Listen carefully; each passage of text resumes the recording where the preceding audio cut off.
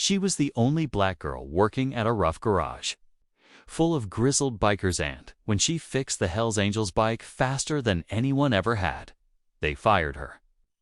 What she did next had the entire town and the biker gang on their knees. You won't believe who came riding in last. Stick around, hit subscribe, and get ready for a ride you'll never forget. Tia Carter was used to being underestimated, from the color of her skin to the grease under her nails. She was the last person anyone expected to run circles around veteran mechanics, let alone be the only woman on the garage floor of Ridgeway Motors, a backalley biker haven in Tennessee that had been owned by 5 generations of tough white men. But she didn't care for their expectations. She just wanted to wrench, tune, and ride. After graduating from a technical school where she topped every class in engine diagnostics and custom fabrication, she walked into Ridgeway's greasy doors not to prove anything to anyone, but because she genuinely loved the symphony of gears, the poetry of pistons, and the roar of an engine waking up from its grave. At first, the other mechanics, grizzled, beer-bellied, tattooed types with oil-stained hands and leather gloves, laughed when she pulled her braided hair into a bandana and started assembling a gearbox faster than any of them. They called her Barbie, or Sweet Pea, or worse, and deliberately hid tools or assigned her the filthiest cleanup jobs. Oh, she took it all in stride, one bolt at a time. Then came the day that changed everything, the day of Hells. Angel roared in with a broken chopper, smoke coughing out the tailpipe and handlebars barely holding together. The rider was huge, beard down to his chest, wearing a cut that had seen too many bar fights and bullet holes to count. They called him Mad Dog Mike, and his bike, a custom-built Harley Panhead, was known around the East Coast circuit as Lucifer's Ride. Everyone stepped back. No one wanted to mess up this guy's repair.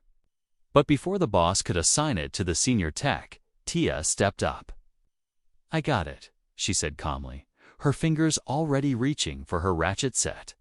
The garage went silent. Some laughed, some jeered. Even her boss, Frank, shook his head and muttered, "She wreck it worse than it already is." But Mad Dog Mike looked at her and said, "If you fix my baby, you get my respect. If you screw it up, ... you better leave town." With the whole garage watching, Tia rolled Lucifer's Ride into Bay 3 and got to work. For 8 straight hours, she diagnosed, stripped, replaced, realigned, hand-forged parts, and even rewired custom switches. It wasn't just about fixing the bike. It was about understanding its soul. When she finally kicked the starter and Lucifer's Ride growled to life smoother than ever before, even the Hells Angels' jaw dropped. "Nobody's ever made it run like that," he said, his voice full of awe. But instead of cheers, Frank stormed out of the office, red-faced. The next words changed everything. "Tia, pack your stuff. You're done here?" The whole garage gasped. Even Mad Dog Mike blinked, stunned. "You firing her? After she just saved your rep?" Frank." Unable to handle a black woman showing up all his senior techs in front of a Hells Angel, spat. "This ain't about bikes. It's about respect." Tia stood frozen, heart pounding. She could have begged. She could have fought. But instead, she looked Mad Dog Mike square in the eyes, nodded, and walked out without a word. The streets were quiet, but her soul wasn't. She'd just been fired for being excellent. She knew this wasn't the end. It was the ignition that night. Tia sat in her small apartment over the closed-down barbershop, tools piled in corners, old bike parts on the shelves, and an engine frame she'd been building for herself since she was 16. And that's when her idea began to rev. She would build her own garage. Not just a shop, but a place where outcasts, women, people of color, and passionate mechanics with nowhere else to go could wrench in peace. She called it Grit. At first, it was just her and a rusty old lift in a broken-down warehouse. But word got out especially after Mad Dog Mike posted a video of her revving Lucifer's ride with the caption, "Best mechanic I ever had. Ridgway fired her. I'd trust her with my life." Views exploded. Bikers from across state lines started looking for the girl with magic hands. Within weeks, she had a line of customers down the block, a GoFundMe that hit $150,000, and interviews from biker magazines, podcasts, even motorcycle influencers. But with success came retaliation. Frank and the Ridgway crew didn't like being embarrassed. First, they tried intimidation.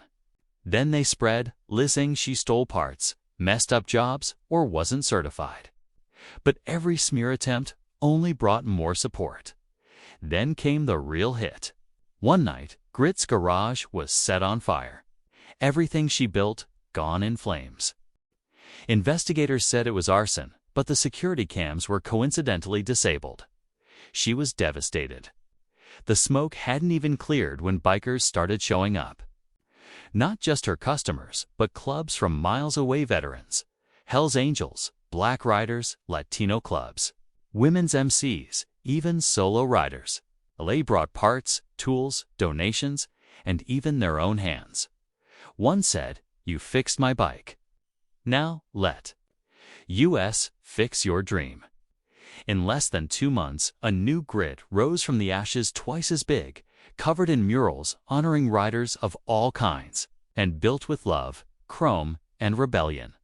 As her garage reopened, Tia got a surprise Mad Dog Mike. Returned, but he wasn't alone. He brought the national president of the Hells Angels. "We want to partner with you," they said. No strings, just respect. It was the ultimate full-circle moment. Tia was now more than a mechanic, she was a movement. But the final twist was still coming. During a televised interview on a local news channel, Frank Ridgway barged in, red with rage, trying to shame her publicly. "She stole from me. She humiliated me," he screamed. The reporter hesitated, but before anyone could respond, Mad Dog Mike stepped onto the set, pulled out his phone, and played an old security cam footage secretly recovered by a biker who used to work for Frank. It showed Frank himself pouring gas around Grit's old garage. The crowd watching at home was stunned. Frank was arrested on the spot. The station blew up on Twitter and TikTok, and Ridgway Motors was boycotted into bankruptcy within weeks. Meanwhile, Tia got a call from Harley-Davidson HQ.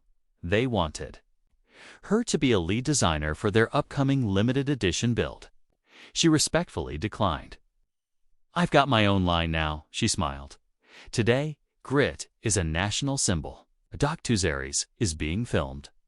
Tia trains youth from underserved communities and has been nominated for awards that once ignored people like her.